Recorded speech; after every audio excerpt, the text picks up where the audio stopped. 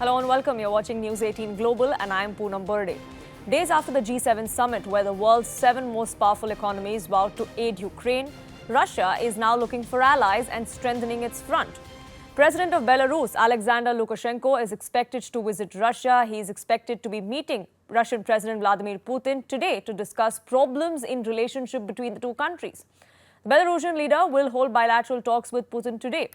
As it is, Russia is hunting for allies. China is one such country that has stood behind Kremlin as the shadow of more sanctions loom large. That has now prompted Russian Prime Minister to meet with his Chinese counterpart in Beijing. So the two visits are happening at the same time. The visit of the Russian Prime Minister comes as Russia is increasingly turning to China for both diplomatic and economic support. This comes at a time when the isolation of Russia, is only growing, even as the invasion of Ukraine, the fighting in Ukraine continues 15 months on. China's special envoy met with Ukrainian President Volodymyr Zelensky not too long ago. Several government officials were also met during those talks in Kiev about last month or so. The visit followed a phone call between the Ukrainian leader and his Chinese counterpart Xi Jinping as well. Russia's Prime Minister's visit to Beijing comes at a time when China is trying to broker peace among the two countries. They're trying to end the war. A peace plan is what China had floated, but many believe that peace plan is anything but neutral. So what exactly lies ahead? Is Russia isolated? And if it is, then how is it going to react as far as the fighting in Ukraine is concerned? Ben Aris, editor-in-chief of BNE and former Moscow bureau chief of Daily Telegraph, joins us on this broadcast. Thank you so much for speaking with us here on News 18 Global. Is Russia and is Vladimir Putin looking at an increased isolation now? Is that why we're seeing the kind of visits that are taking place both in Russia and of Russian officials happening across the world? Because the allies are slowly thinning for Russia and the global pressure continues to mount. Well, it certainly is true that Russia has now definitively broken off all relations with the West, the G7, Europe, and the States in particular. And as you say, the Kremlin now is running around the world, desperately working very hard in order to shore up the relationships it already has, to improve them, to find friends, particularly those that are willing to help its bust sanctions by importing things like technology, machinery, chips in particular. And it's found a lot of friends who are doing that. But the question mark that remains now is that to what extent can Russia flourish without those commercial ties in particular to the West, which is the source of wealth, which is the source of high technology. And so Russia's turning to the global south. Africa is in play. Russia has a lot of friends there. It's Southeast Asia. China, as you mentioned, is a key ally there, and China's very firmly stood at Russia's side because it has the same objections that Putin does to the dominance of the US in particular of the global geopolitical scene. And China wants, as Russia does, a more multipolar world where emerging markets in particular have more say in the way the world's run. They feel like they've been sidelined. As to the isolation, I don't know. I think it's not finished yet. It's not clear how this is going to go. And Russia's actually had quite a lot of successes, in particular the sanctions on oil. All of the 2 million barrels a day that used to go to Europe have been successfully redirected to Asia. And so Russia continues to make the same money it did from oil. So that part of the sanctions regime has been a failure. But obviously, Russia's economy is being heavily impacted by this, and just where it will settle remains to be seen.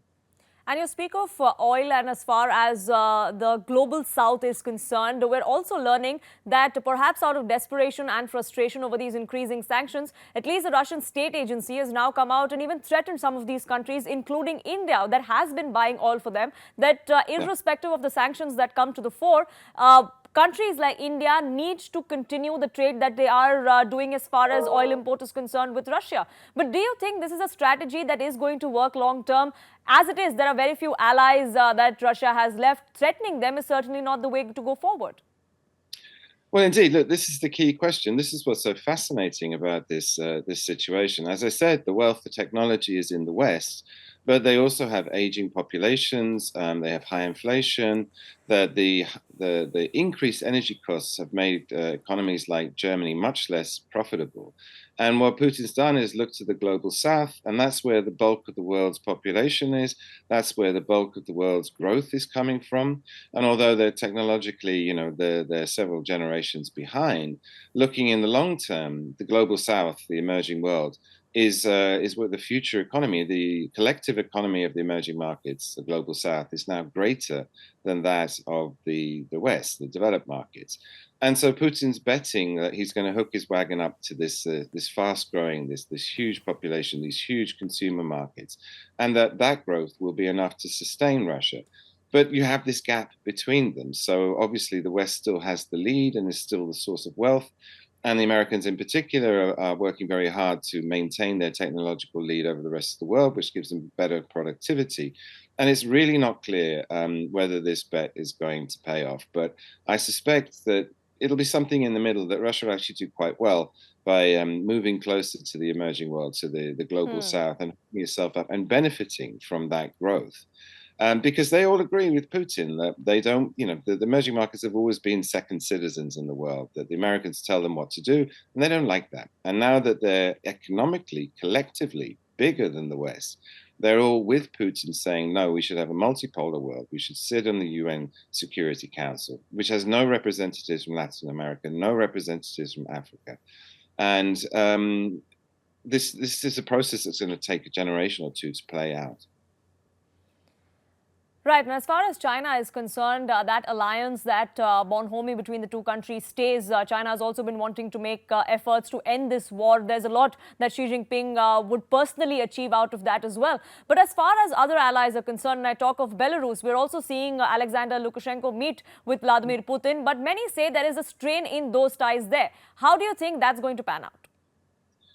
There is a strain in so much as Lukashenko has been used to playing the West off against Russia for 2 decades, and he did things like lift visa restrictions on European countries going into Belarus, which the Russians were very angry about because it meant there was borderless entry into Belarus. But then there's also no border between Belarus and Russia, which sort of blows a hole in the Russia visa regime. But since the war started, since the mass demonstrations started 2 years ago against him after he falsified the election, Lukashenko has become entirely dependent on Russia. And so even if he's bickering and he's trying to keep some sort of autonomy, the Kremlin has him over a barrel. And the economy, his financing, everything, his own security, his own position is all guaranteed by Russia. And he has no other alternatives. So Russia's been pushing for this union state, a deal they signed in '99. And Lukashenko's been resisting that because it would probably end up with him being ousted as president. But the Kremlin doesn't want to force it, to send the country back into chaos.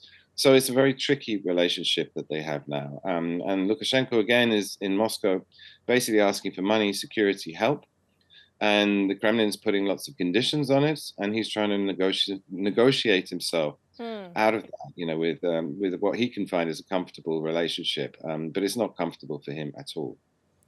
Sure. Benares, before I let you go, one last question. On the diplomatic front, we've seen the kind of overtures that are being made to several allies by Kremlin. But as far as the military side of this war is concerned, the fall of Bakhmut, or the claims that Russia has been claiming over that particular region, even though Ukraine continues to contest it, that psychologically, militarily is a big boost for Russia. But where from here as far as the war is concerned? Well, the Institute for the Study of War reported this morning that there's no fighting in Bakhmut in the last 24 hours for the first time since December. So it does seem increasingly that Prigozhin's claims, the head of Wagner, who's been doing the fighting, that his claims to have captured the city are true. And the Russians have been moving regular troops, artillery into that. And then, of course, we had this incursion just the last days where we had some Russian-backed partisans who crossed the border from Ukraine into Russia and took a local city, which I take as like Kiev's response, because as you say, the loss of Bakhmut is a huge propaganda blow for Kiev, a huge blow to morale. And so within 2 days, we suddenly had this incursion across the border to capture a Russian town, to take the fight into Russia itself for the first time, which was very surprising. And I think that's a measure to bolster morale, to say, look, we're going to fight the Russians on their own territory. As for basically the war's stagnated. I mean, we've come to a stalemate. After 9 months of fighting, the Russians have managed to take one city, which is being completely destroyed in the process. And now we're waiting for this highly anticipated Ukrainian counter offensive, which should happen or could happen anytime. And the Ukrainians need to do something dramatic like they did in September when they smashed through Russian lines, took back a huge chunk of the Kharkiv Oblast, and then at the end of that month also took back Kherson, which was the only city that Russia captured, major city it captured since the start of the war. Yes. And how that plays out is going to be key, because if the Ukrainians have a big success, they might gain the momentum. And there's always the possibility that morale in the Russian army collapses, and then suddenly they are in chaos and there's a coup in Moscow. However, the Russians have been digging in, and if they repel that, then the pressure will be on Kiev to do a peace deal, because the war's going nowhere, and we've got 200,000 to 300,000 people dead. So horrific numbers that we haven't seen since the Second World War. So, as I say, everything's slightly in limbo at the moment until that counteroffensive happens. And in the meantime, the Russians are digging in. They've taken back Bakhmut. They're nominally trying to take back the whole of the Donbass, but given how long and how difficult Bakhmut was to capture, the next big city is Kramatorsk, and that's even better defended than Bakhmut. So I don't see the war going anywhere. I think the pressure to do a peace deal is going to really start climbing from here. And the war's definitely not going the way Russia thought it would when it decided to launch this offensive back in February last year. But Benares, thank you so much for joining us with your perspective. My colleague Sanjay Suri also joining us, getting us the latest as far as the fighting on ground is concerned. And Sanjay, as far as diplomatic overtures or the optics of the diplomacy is concerned, it looks like that Ukraine has a definite edge. The world is standing with Ukraine while Russia is left fending for allies. But militarily, as far as the war on ground is concerned, does Ukraine have the edge? Well, when you look at the kind of weaponry Ukraine has received, it certainly has the edge. Whether it will have the strategic edge or edge enough to push through is another matter. Ukraine is still short of its wish list. That wish list, of course, keeps growing, and for purely understandable reasons. Ukraine is now very much better equipped, though, to make that push through, and it will be very difficult if Ukraine will not succeed here, very awkward to say the least. Ukraine made significant advances. It pushed the Russians out of the neighborhood of Kiev at the start of this war. It pushed them back from Kharkiv, it pushed them out of Kherson, and that is before this fancy weaponry from the West came along. Now that it is so much better equipped, Ukraine will be under pressure to show that it is making good use of its weaponry and pushing advantage out of the military and technological gains and advantages that it has been given. And therefore, it is under pressure of its own to now launch a counteroffensive that succeeds, and it had better succeed with all this new weaponry when they found significant successes even without it. And that counteroffensive is just around the corner, but when exactly it is going to happen, we still don't know yet. Ukraine still awaits a lot of these arms and armaments that have been promised by several of its allies. But for the moment, Sanjay, thank you so much for getting us the perspective on this particular issue. The war in Ukraine continues. It's been dragging on since February of last year. Definitely not going the way Russia thought it would. They thought this was going to be an easy task. It definitely wasn't. A pushback in several areas, a resistance in most is what Ukraine has put forth up until now. But it's not just Russian forces that are fighting. There are these mercenary groups that have also been fighting for Russia against Ukraine. Who exactly are these mercenary groups? What exactly has been happening in specific parts of Ukraine? Here's a report. As Yevgeny Prigozhin announced the fall of the destroyed Ukrainian city of Bakhmut, Russia's most powerful mercenary appeared to hand its president a rare battlefield victory. The founder of the Wagner Group thanked Vladimir Putin for the opportunity to defend the motherland. But he couldn't resist breaking some taboos. In Bakhmut, we were not only fighting the armed forces of Ukraine, we were fighting the Russian bureaucracy, he said. specifically naming and shaming Defense Minister Sergei Shoigu and Chief of the General Staff Valery Gerasimov.